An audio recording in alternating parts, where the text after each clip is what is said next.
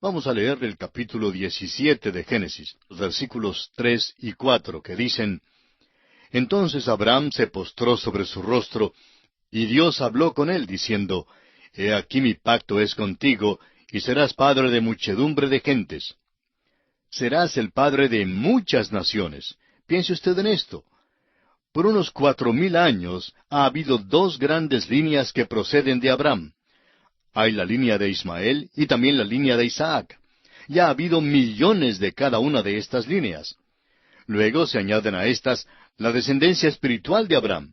Nosotros, que somos llamados los hijos de Dios por la fe en Jesucristo. Por eso el apóstol Pablo llama a Abraham el padre de todos nosotros en su epístola a los Romanos, capítulo 4, versículo 16. Él es el padre de los creyentes en Cristo y de las naciones de Israel y de los árabes. Ciertamente Dios cumplió su promesa.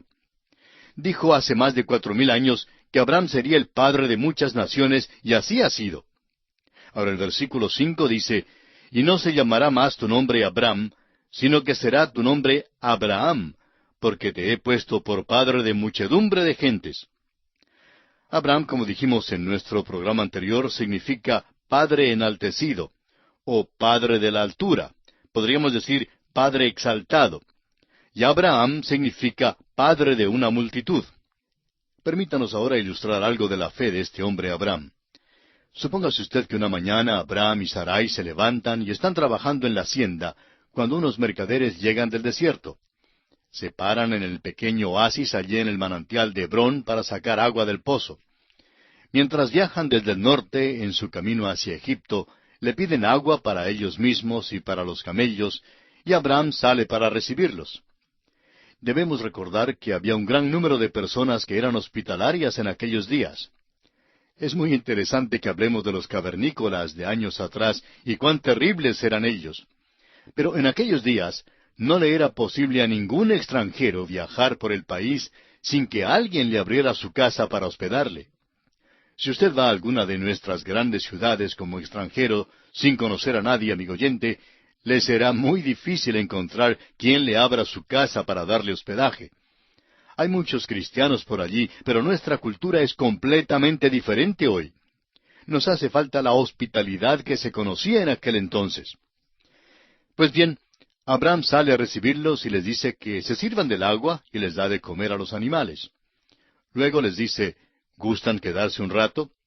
Y ellos le responden: Pues no nos es posible porque tenemos prisa en llegar a Egipto. Ellos entonces se presentan y luego le preguntan a Abraham cómo es que él se llama. Él les responde: Me llamo Padre enaltecido. Ellos entonces le dicen: Bueno, ¿tienes un hijo o una hija? Y Abraham les responde: No, no tengo ningún hijo. Ya puede usted imaginarse cómo se reirían aquellos comerciantes. ¿Nos quieres decir, dirían ellos, que no tienes ningún hijo y tu nombre es Abraham? Y así pues se iban por el desierto riéndose. Luego, después de pasar unos 6 meses, pasan por allí los comerciantes de regreso otra vez, y se detienen una vez más, y Abraham sale a recibirlos. Y comienzan a reírse otra vez y a decir: Buenas tardes, Padre enaltecido. Abraham les dice entonces: No me llamo más Padre enaltecido. Entonces le preguntan: ¿Cuál es su nombre nuevo ahora? Él les dice: Me llamo Padre de una multitud. Están entonces tan curiosos que le dicen: Pues debe ser que te nacieron mellizos entonces.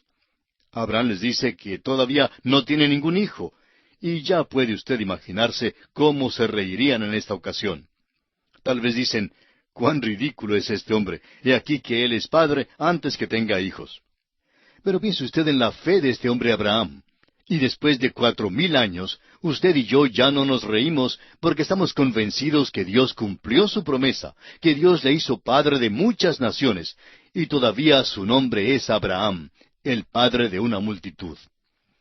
Leamos ahora los versículos 6 hasta el 8 de este capítulo 17 de Génesis. Y te multiplicaré en gran manera, y haré naciones de ti, y reyes saldrán de ti. Y estableceré mi pacto entre mí y ti, y tu descendencia después de ti en sus generaciones, por pacto perpetuo, para ser tu Dios, y el de tu descendencia después de ti. y te daré a ti y a tu descendencia después de ti la tierra en que moras, toda la tierra de Canaán, en heredad perpetua, y seré el Dios de ellos. Dios ciertamente ha hecho proceder reyes y naciones de Abraham. Luego sigue y hace un pacto eterno con Abraham.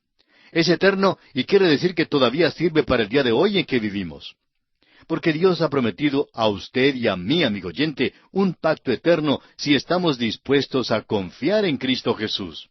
Ese es el pacto que Dios ha hecho con nosotros. Amigo oyente, si Dios no cumple el pacto que hizo con Abraham, no sería entonces malo investigar el que hizo con usted.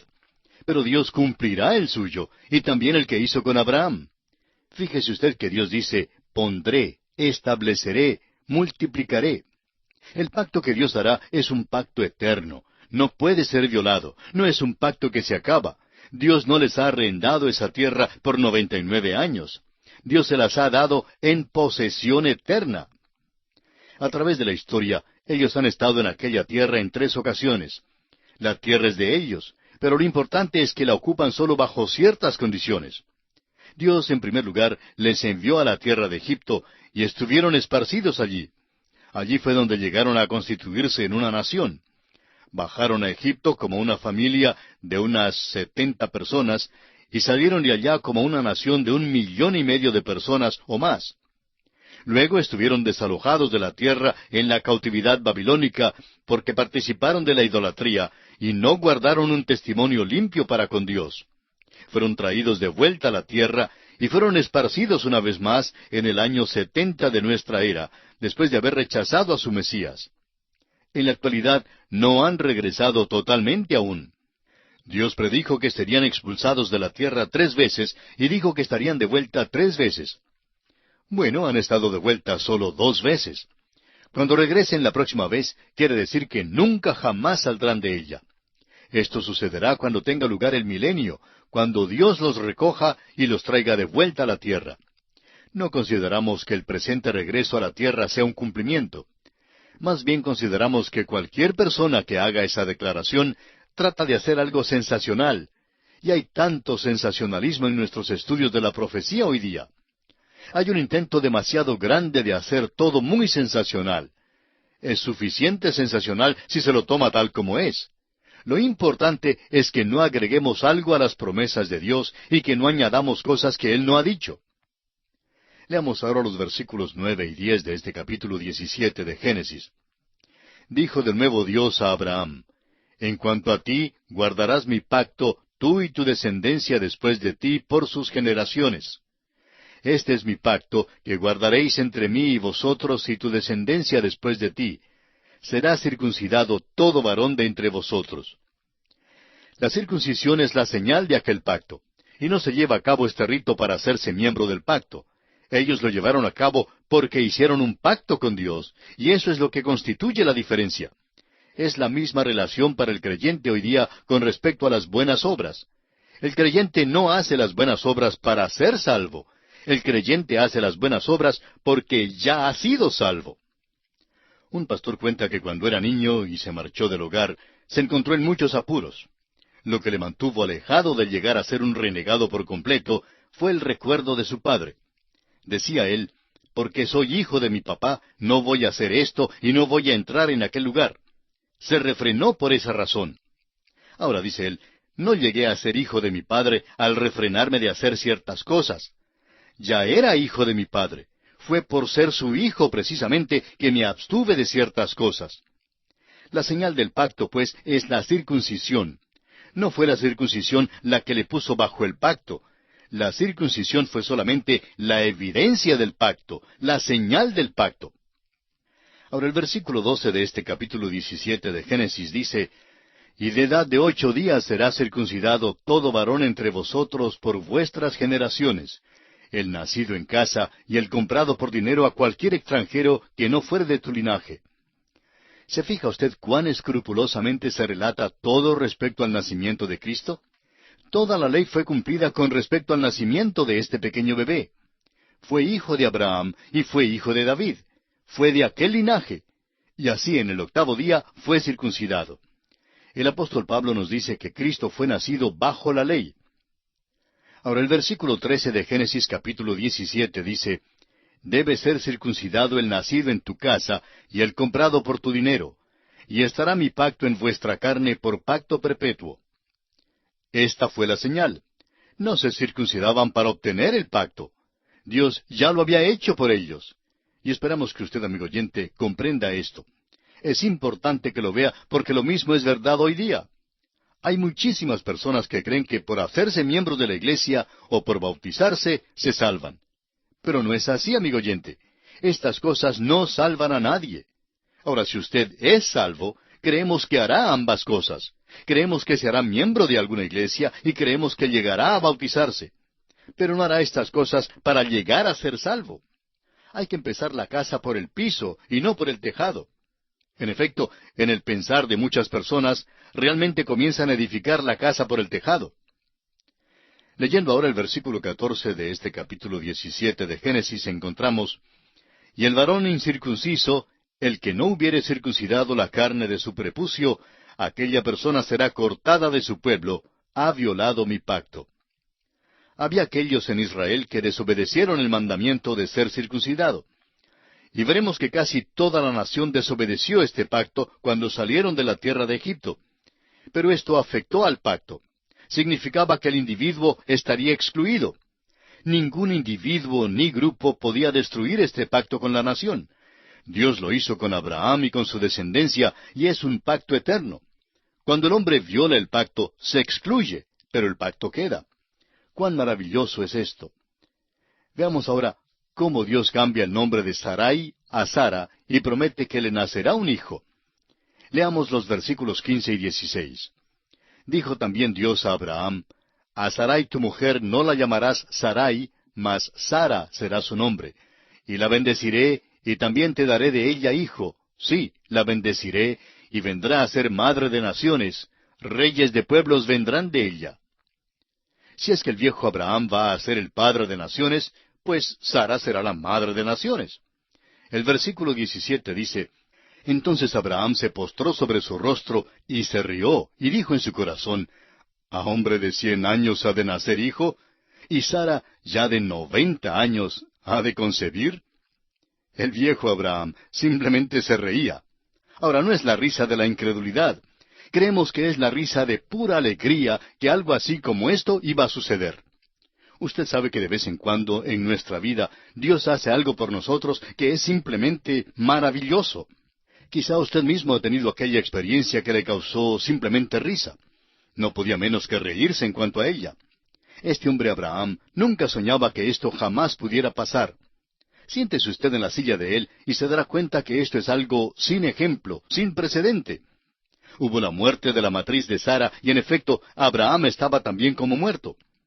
Pablo escribe acerca de esto en Romanos capítulo 4 versículos 17 al 22, diciendo, como está escrito, te he puesto por padre de muchas gentes, delante de Dios a quien creyó, el cual da vida a los muertos y llama las cosas que no son como si fuesen.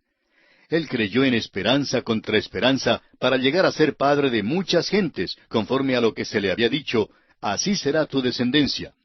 Y no se debilitó en la fe al considerar su cuerpo, que estaba ya como muerto, siendo de casi 100 años, o la esterilidad de la matriz de Sara. Tampoco dudó, por incredulidad, de la promesa de Dios, sino que se fortaleció en fe, dando gloria a Dios, plenamente convencido de que era también poderoso para hacer todo lo que había prometido, por lo cual también su fe le fue contada por justicia. Abraham creyó a Dios y estuvo completamente enajenado de alegría por el milagro y la bondad de Dios.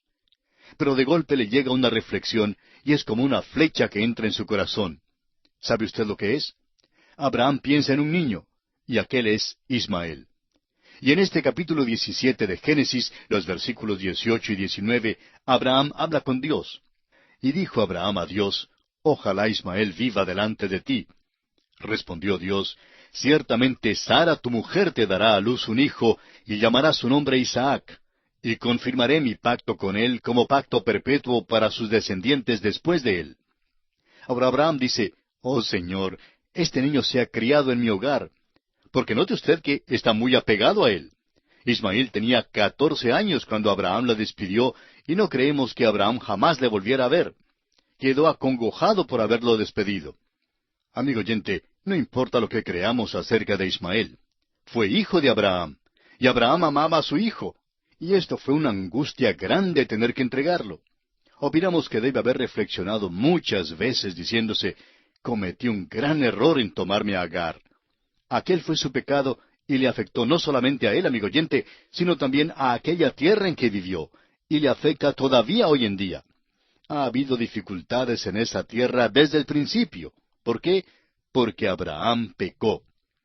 Ahora, amigo oyente, hay muchos que dicen que el pecado es cosa pequeña, que el pecado es una cosa que se puede cometer sin que nadie les vea.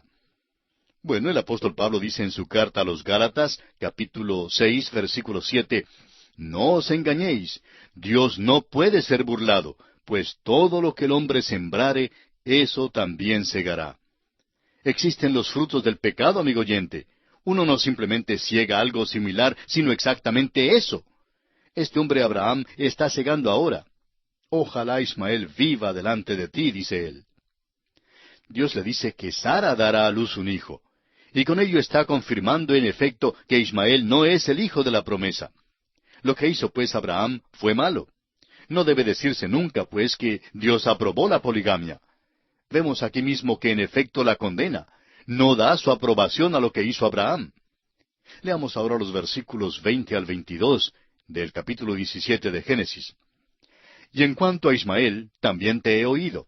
He aquí que le bendeciré, y le haré fructificar y multiplicar mucho en gran manera. 12 príncipes engendrará, y haré de él una gran nación. Mas yo estableceré mi pacto con Isaac, el que Sara te dará a luz por este tiempo el año que viene. Y acabó de hablar con él, y subió Dios de estar con Abraham. Dios cumple la promesa que ha hecho. No ha de ser disuadido de ella, ni la aplazará. Hará exactamente lo que dijo que él haría. Habla como si Isaac ya existiera, como si ya hubiera nacido. Habla de las cosas que no son como si fueran. Isaac no nacerá hasta el año que viene. El Señor deja de hablar con Abraham. Es como si hubiera dicho, Abraham, mejor es que te quedes callado. Dios ya ha hecho su decisión. Amigo oyente, hay veces cuando debemos dejar de pedir a nuestro Señor. Hay ciertas cosas que no debemos pedir más. Hay veces cuando ya hemos dicho lo suficiente y no debemos decir más. Hay muchísimas personas que simplemente molestan al Señor en la oración a pesar de ya haber recibido la respuesta. La respuesta es un no. De modo que Abraham escucha decir a Dios que es suficiente. No debe mencionar más a Ismael. Isaac ha de ser el hijo de la herencia y Dios no cambiará aquella promesa. Esto no significa que Dios no vaya a escuchar más las oraciones de Abraham. Veremos más adelante que Dios escuchó a Abraham, pero no tocó este asunto. A veces hay personas que oran en cuanto a cosas que Dios no intenta contestar. Recuerde usted que Dios nos ha enseñado a orar según su voluntad. Debemos pues tener mucho cuidado cuando pedimos que nuestros amigos oren en cuanto a ciertas cosas. Debemos orar por aquellas cosas que son razonables para Dios contestarlas.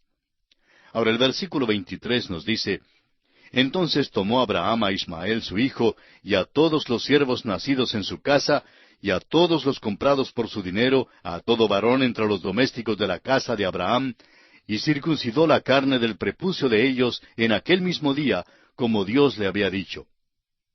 Esta es la señal del pacto que Dios hizo con Abraham.